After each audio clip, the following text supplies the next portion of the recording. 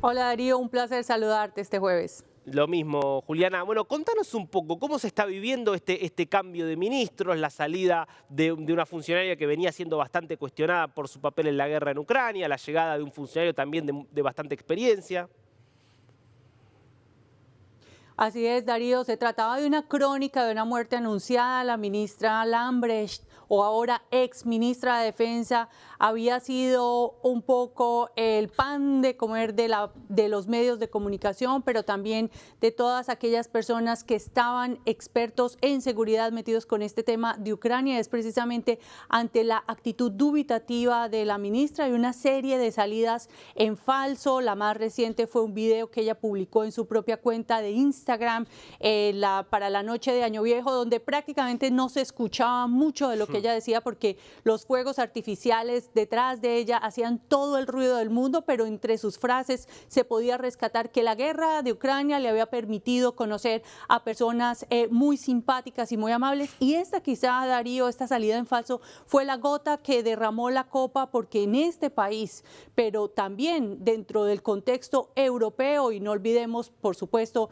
de Ucrania, la presión es cada vez mayor para que Alemania tenga un papel mucho más decisivo a la hora de entregar armas pesadas. En la práctica se trata de tanques de guerra a Ucrania, que Ucrania reclama como las medidas o los elementos que le van a permitir cambiar el rumbo de esta guerra.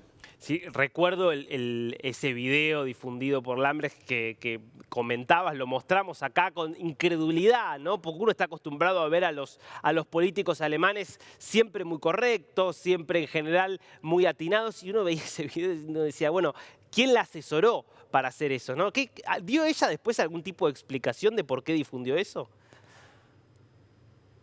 No existe ninguna explicación más allá de la que ella dio, de decir que se trataba de un video privado, pero con esa misma pregunta que ustedes tenían, la teníamos todos nosotros acá, y es que precisamente no es una comunicación propia de un político, y menos de un político que en estos días se maneja también por las redes sociales. Pues llegó al punto la polémica que otro ministro que maneja muy bien las redes sociales, que es el ministro de Economía y de Cambio Climático, un periodista le preguntó si no era posible que asesorara a su colega, a lo cual él respondió, por supuesto, que se trataba de una mujer adulta, que tenía que saber qué era lo que hacía, pero fue una de estas salidas, digamos, en falso, desafortunadas. También la ministra fue muy dubitativa. Cuando empezó la guerra, hay que recordar, Darío, que mientras todos los países estaban pensando en cómo apoyar a Ucrania militarmente, Alemania estaba ofreciendo 5.000 cascos y chalecos antibalas, lo cual generó todavía más ese mito de que Alemania es un país que no quería apoyar a Ucrania por el temor de que esa guerra se exportara y llegara a este territorio. Ahora la esperanza es que con Pistorius, el nuevo ministro, las cosas cambien, pero eso significa que este ministro no va a tener ni un periodo de gracia ni de luna de miel para empezar a mostrar resultados. Sí, eso te quería pedir, que nos cuentes un poquito. ¿Qué sabemos de Boris Pistorius? ¿Con qué antecedentes viene? ¿Con qué ideas llega al Ministerio de Defensa? Bueno, es un político conocido dentro de Alemania, conocido dentro de la socialdemocracia, pero no conocido más allá, incluso se podría decir a nivel nacional, Darío, por lo menos por la opinión pública. Él durante 8 años fue el ministro del Interior del Estado Federado de Sajonia Baja. Es un ministro del Interior que ha sido catalogado como un político muy pragmático, y eso es lo que tiene a su favor.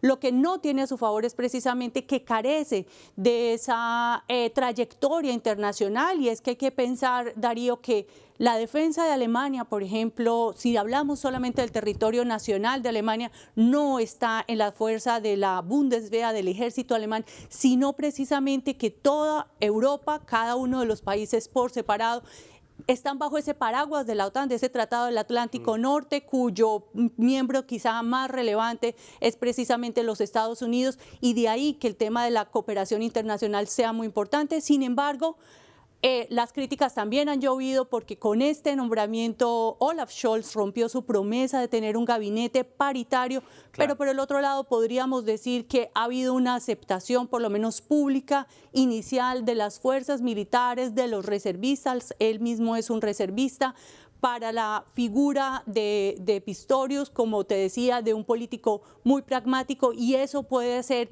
que todo ese gran fondo que tienen ahora las fuerzas militares, que son 100.000 millones de euros para armamentos, para modernizar esta fuerza, pueda llevarse a cabo y no entre en la parálisis que había entrado el año anterior. ¿Cómo está la opinión pública en relación al tema Ucrania? ¿Hay un apoyo generalizado a la idea de que tiene que haber más ayuda o una continuidad por lo menos de la ayuda desde Alemania hacia Ucrania? ¿O ves alguna señal de cierto agotamiento? Sin duda hay unas lecturas encontradas. Por un lado, vemos, digamos, que la cúpula política se muestra muy decidida a apoyar a Ucrania. El mismísimo Olaf Scholz lo decía ayer en Davos, que ese apoyo a Ucrania no tenía límites de parte de Alemania. Sin embargo, sí hay un límite, hay una línea roja que en este momento son esos famosos tanques de guerra Leopard 2, que mañana en una reunión que van a tener los miembros de defensa de la OTAN aquí en la base militar de Ramstein en Alemania, se va a decidir si se va a dar ese permiso de salida o no a esos equipos. Pero por el otro lado, dentro de la opinión pública, por supuesto que hay un desgaste. Es una guerra que lleva más de 330 días, Darío. Es una guerra que por lo menos en el caso de Alemania ha estado muy atada a un golpe, digamos, en esa inflación por los precios energéticos. Y por supuesto hay gente que siente, digamos, esa desesperanza, por un lado, de romper con el paradigma de la paz, del pacifismo en Alemania.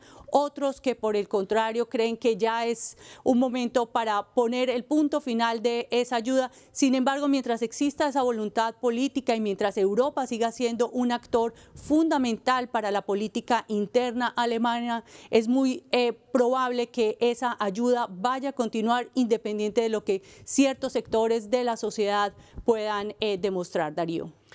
Juliana González, siempre muy clara, ¿eh? Te agradecemos por este tiempo con DNews.